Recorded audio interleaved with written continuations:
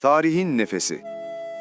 Coğrafyalar değişir, imparatorluklar yükselir ve çöker. Ancak bazı şehirler tüm bu dönüşümlere meydan okurcasına ayakta kalır.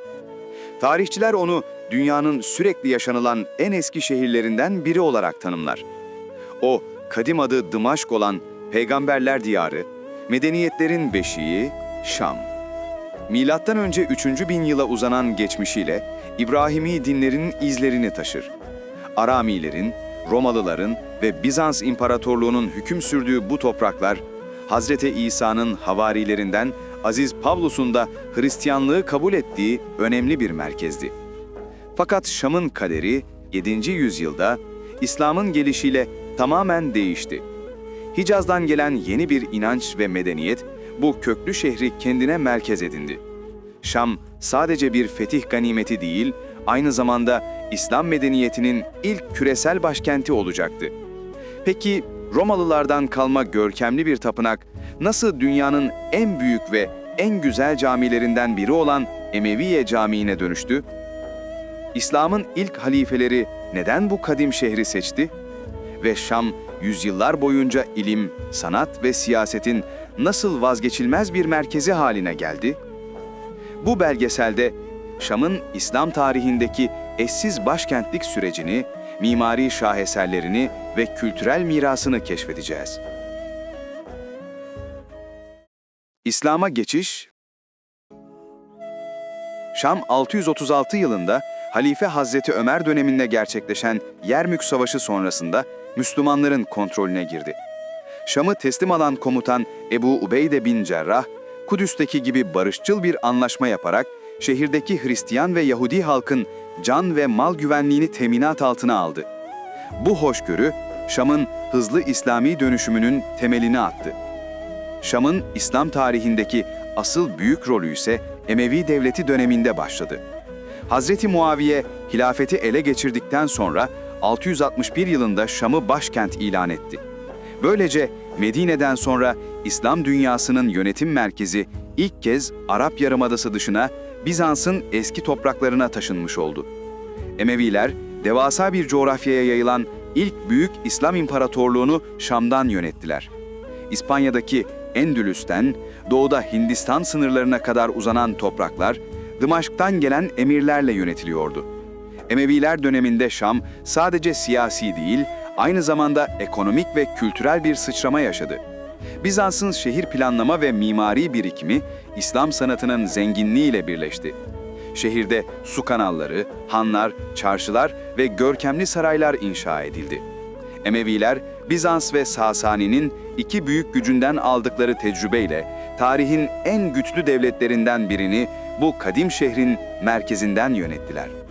Şam'ın kalıcı ve en önemli mirası ise Emevi halifesi Velid bin Abdülmelik döneminde inşa edilen Emevi Camii olacaktı. Mimari ve manevi merkez. Şam'ın kimliğini en iyi yansıtan yapı tartışmasız bir şekilde Emevi Camii veya diğer adıyla Şam Ulu Camii'dir. Bu yapı sadece bir cami değil, aynı zamanda üç medeniyetin, üç dinin izini taşıyan canlı bir tarihtir. Caminin bulunduğu alan, antik çağlarda Jüpiter Tapınağı'na, Bizans döneminde ise Vaftizci Yahya'ya yani Hazreti Yahya'ya adanmış büyük bir kiliseye ev sahipliği yapıyordu. Fetihten sonra Müslümanlar ve Hristiyanlar bir süre bu yapıyı birlikte ibadet için kullandılar. Bir taraf cami, diğer taraf kilise olarak. Bu İslam'ın ilk dönemindeki eşsiz hoşgörünün bir örneğiydi.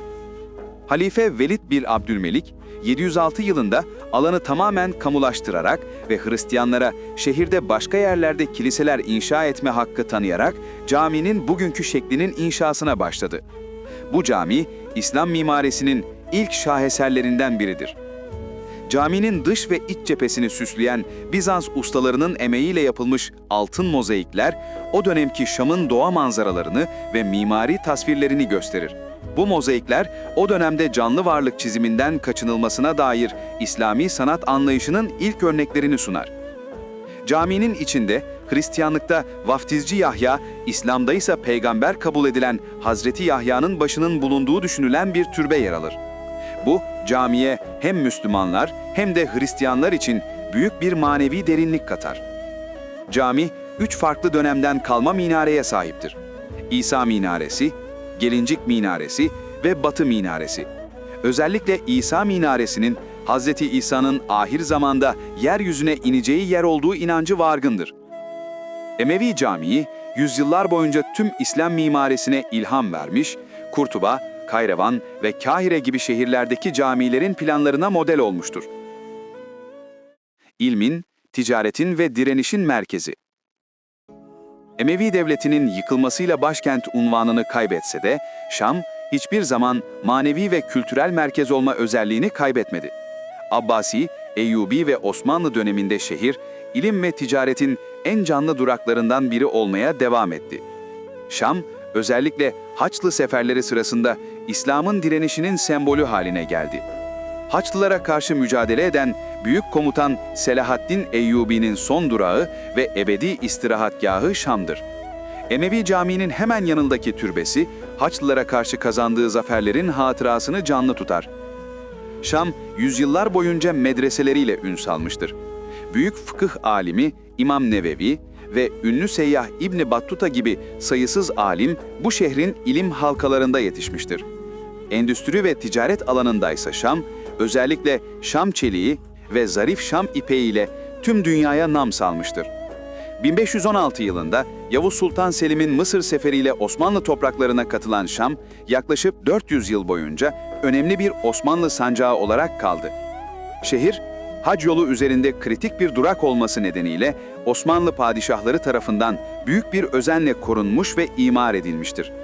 Bu dönemden kalan hanlar, hamamlar ve tekkeler Şam'ın çok katmanlı İslami mirasını zenginleştirmiştir. Mirası. Şam tüm tarihsel değişimlere, yıkıllara ve yeniden inşa süreçlerine rağmen ayakta kalmayı başarmış bir efsanedir. Onun duvarları 3000 yıldan fazla bir süredir insanlığın inanç, sanat, siyaset ve ticaret tarihine fısıldamaktadır. Şam'ın asıl mirası, Emevi Camii'nin Bizans ve İslami sanatı birleştiren ihtişamında, Selahaddin'in direniş ruhunda ve yüzyıllardır süregelen ilim geleneğindedir.